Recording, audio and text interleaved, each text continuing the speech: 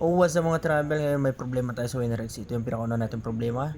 Nawalan siya ng bosina. Kaya ngayon pupunta tayo ng casa para ipacheck itong ating motor. At may nakita ko dito mga travel, no?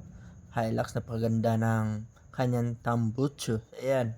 Anong masasabi nyo sa tambucho ng Hilux na yan? So ito mga travel, grabe.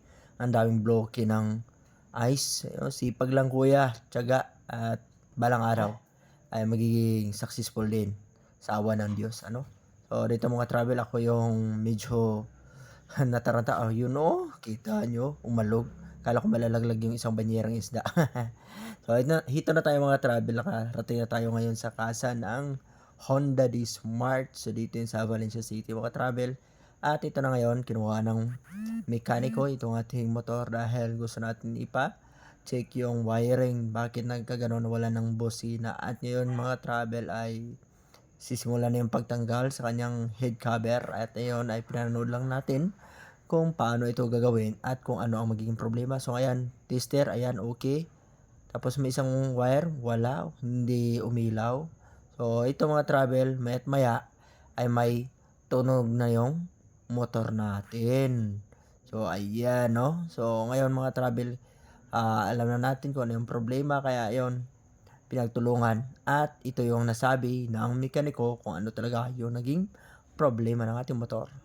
So sabi ng mekaniko ay yung ground ng ating bosina ang may sira. So ayun, ginawa ng paraan para ma-resolve yun, at sa awa ng Panginoon at sa tulong ng mekaniko, ayun, bumalik na yung bosina natin. So okay naman. So far so good. So thank you sa pag-ayos ng motor ko na si Winnie Race. Ayan, so may tunog na yung mga travel. Ngayon ay may nadaanan tayo dito. Ayan, no? So kawawa na yung motor ni kuya.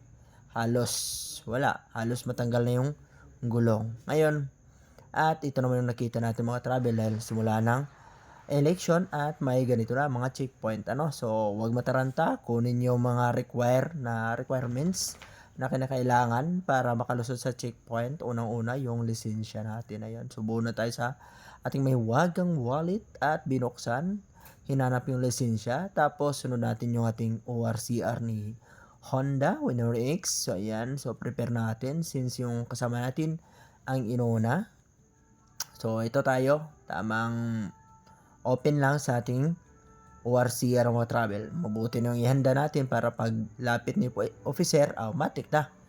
Bibigyan natin yun para madali lang. Wala nang kuskus balungos at magiging madali yung ating lakad sa araw na to mga travel. So unexpected yan. So syempre dapat maging handa lagi, ano. So yan mga travel, ang ginawa nila ngayon ay lahat ng dumadaan ay chine-check talaga, pati yung sasakyan ay tinitignan ng mga officers para sigurado walang lusot na kolorom o kung ano, dahil alam natin eleksyon na ngayon. So ayan, marami na naman ang ganito sa bawat daan. So yung mga travel, don't forget to subscribe as well sa ating video o sa ating YouTube channel. So ayan, tamang banking lang mga travel, tamang lane lang.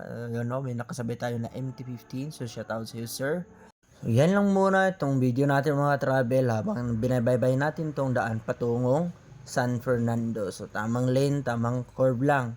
So ingat palagi at sana hindi natin kalimutan manalangin sa Panginoon sa bawat lakad natin mga travel. So yan lang muna. Ride safe sa lahat and ingat palagi. Bye bye and God bless.